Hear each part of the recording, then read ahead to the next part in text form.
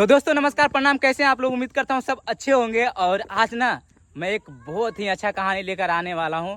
और मैं वीडियो में जो भी दिखाता हूँ ना, सब मतलब रियल, मतलब ऐसा नहीं है कि मैं फेंकता हूँ वीडियो में, कोई गलत मैसेज देता हूँ। ज़िंदगी में जो मेरा होता है ना, मैं उसी चीज़ को वीडियो में लाने की कोशिश करता हूँ। और जो समाज में होता है ना, उसी चीज़ को मैं वीडियो में लाने की कोशिश करता हूँ। दोस्तों एक कहानी है, मतलब कि एक माँ बाप की कहानी है। जब माँ बाप एक बच्चे को मतलब पालते हैं और पालने के बाद उसको मेहनत करके उसको पढ़ा लिखा कर उसके पैरों पे उसको खड़ा कर देते हैं। वो जब जवान हो जाता है, नौकरी वगैरह करने लगता है, फिर वो उसकी शादी होती है। जब शादी होती है तो वो अपने माँ बाप से ज़्यादा मतलब अपने बीवी को मान्यता देने लगता है और ज़्यादा मानने लगता है। और उसी प्रकार मतलब धीरे धीरे फिर वो लड़का मतलब इस तरह अपनी बीवी के बस में आता है, बीवी के ममता में, प्यार में पड़ जाता है कि वो फिर धीरे धीरे अपनी माँ बाप को भूलने लगता है।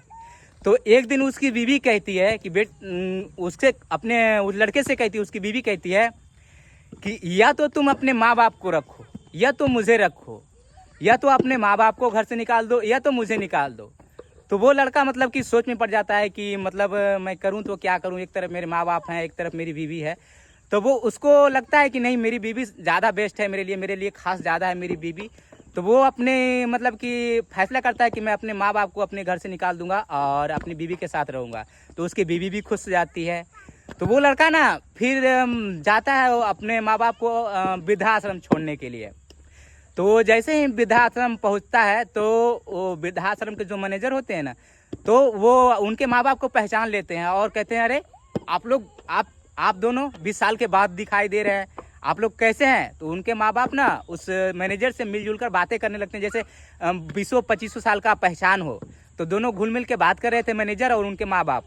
तो जो वृद्धाश्रम के मैनेजर थे ना, वो घुल मिल के बात कर रहे थे उसके माँ बाप से। तो वो लड़का देख के शौक हो जाता है कि अरे मेरे माँ बाप ना यहाँ पर आए न गए, तो फिर ये वृद्धाश्रम का मैनेजर मेरे माँ बाप को इतना गहरे से कैसे जानता है, इतना मतलब ऐसे लग रहा है कि जैसे इनका रिश्ता बरसों पुराना हो। तो वो लड़का ना फिर मैनेजर के पास जाता है और मैनेजर से पूछता है कि आप इतने घुल मिल कर मेरे माँ बाप से बात कर रहे हैं, तो आप ये बताइए कि आप मेरे माँ बाप को जानते हैं? तो वो मैनेजर कहता है कि बेटा, मैं तुम्हारे माँ बाप को उस दिन से जानता हूँ ना, जिस दिन तुम्हारे माँ बाप हमारे अनाथालय में आए थे तुमको गोद लेने के लिए। मैं उस दिन से तुम्हारे माँ बाप को जानता हूँ। सोचने वाली बात है दोस्तों कि जिस बेटे को वो माँ बाप गोद लेकर पाले, अब मेहनत करके पढ़ाई लिखाए, उसको अपने पैरों पे खड़ा किए, आज वही बेटा उनको वृद्धाश्रम छोड़ने गया था। फिर उस बेटे को एहसास हुआ कि हाँ, मेरे माँ बाप ने मेरे लिए क्या किया है। और भले ही मेरे माँ बाप नहीं हैं ये, फिर भी आज तक वो मुझे एहसास नहीं होने दिए कि मैं किसी और का बेटा हूँ, और इन्होंने तो सिर्फ गोद लेके मुझे पाला है। तो माँ बाप की ये ममता होती है दोस्तों। माँ बाप तो माँ बाप होते हैं, अपने हों या पराए हों, लेकिन बच्चे भूल जाते हैं शायद कि उनका प्यार, उनका त्याग, उनका मेहनत सब भूल जाते हैं।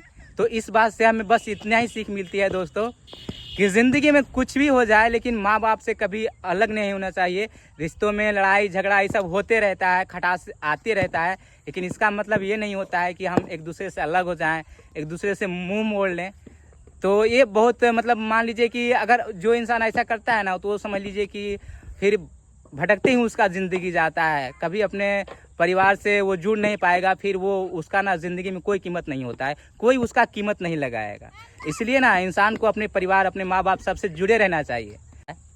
और एक बात लास्ट में कहूँगा दोस्तों, सच है ये कि जिस घर में माँ बाप हंसते हैं, जिस घर में माँ बाप हंसते हैं, सच कहूँ दोस्तों, तो उसी घर में भगवान बसते हैं। इसलिए माँ बाप को ना हमेशा मुस्कुराते रहिए, उनके साथ रहिए, और उनका दुख तकलीफ़, उनका हर चीज़ मुसीबत में साथ दीजिए, ताकि जैसे आप माँ बाप हमें बड़ा करने में अपनी ज़िंदगी खपा देते हैं, तो क्या हम बुढ़ापे में उनका कुछ पल साथ नहीं दे सकते? ये ज़रूरी होता है दोस्तों।